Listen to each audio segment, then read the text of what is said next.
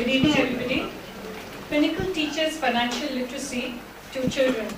We use practical and interactive FEM, or finance, economics, and maths, to talk about themes like entrepreneurship and money orientation skills like savings, needs versus wants, how banks work, etc.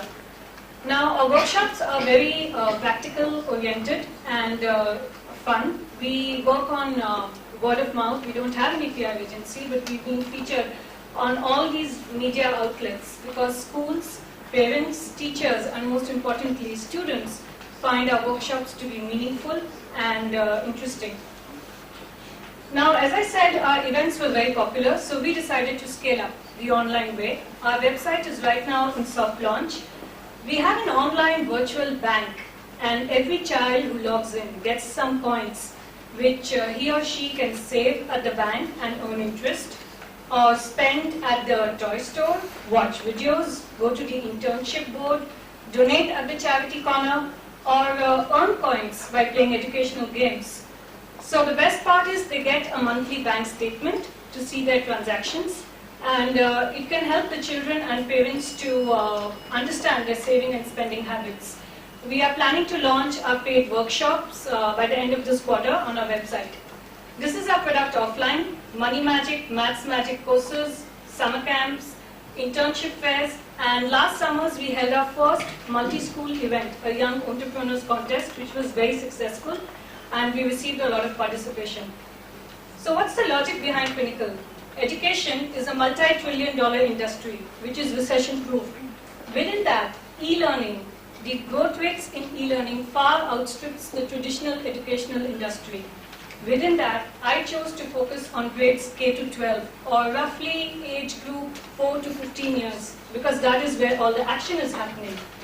And why this niche of financial literacy? It is an essential life skill today, but even in the rich and developed countries where PISA held a financial assessment test, only 1 in 10 students performed well. And here in Asia, themes of entrepreneurship, financial literacy, practical applications of FEM is really not a part of the school curriculum. So I feel there is a huge market out there. Our target clients are kids, schools, preschools, learning organizations, corporates who want to do CSR and be involved in training camps. The team behind Pinnacle is very lean and mean. It's myself, the CEO and founder. We have a development and designer team influx in India, and we've made a policy to hire super moms who will work on a flexi-time basis for us, so that we have access to talent as and when we need it, and our costs are low.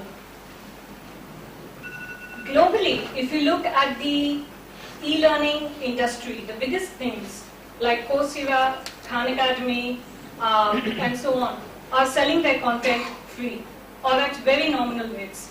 So we plan to follow this global trend.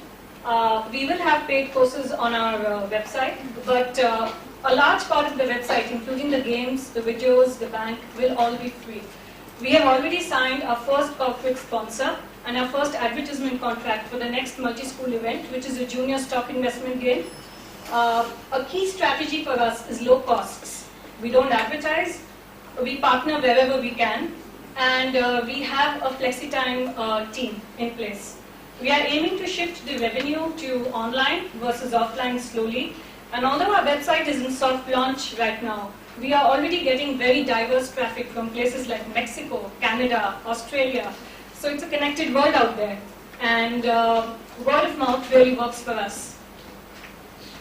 What are we seeking from Pitch Night? Increased awareness of our work, increase our word of mouth effect, get funding to improve our website, hire talent, get corporate and school contacts to break in more talks and courses.